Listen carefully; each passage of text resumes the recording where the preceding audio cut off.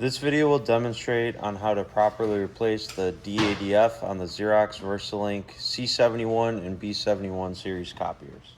So the very first thing you're going to want to do here is remove two screws, this screw and this screw. The very next thing we're going to want to do after that is take off this back cover here, but we're going to have to remove a bunch of screws first.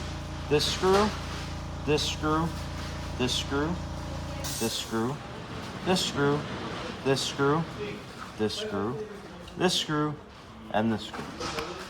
All right, and then once all those screws are removed, this cover will just slide off like that, and it'll expose the back components of the machine. You're gonna wanna lift the document feeder and go from the right side of this plastic piece and kind of give it a wiggle, and it just slides out like that.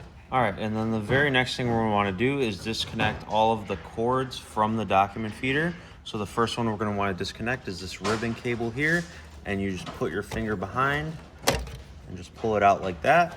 And then we're gonna trace this blue cord here, which goes down to the main board here.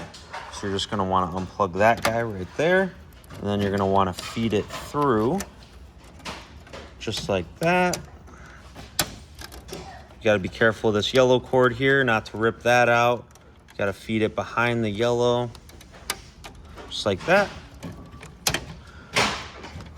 And then that's all your cords.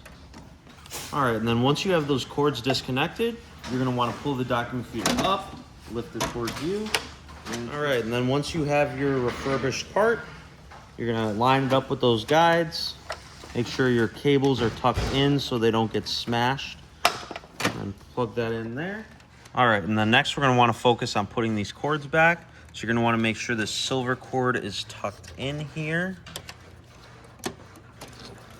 So it slides in like that. And then you're gonna wanna line it up back with that port where it goes into.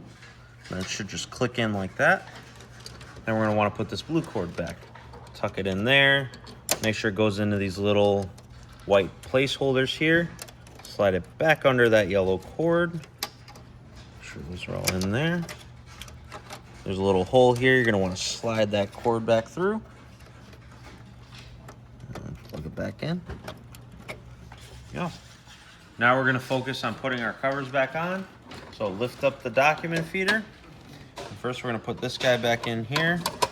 All right, and then next we're gonna put our metal back cover on. You're gonna wanna focus on these four guides here to line up with these slots here on the plastic cover of the machine.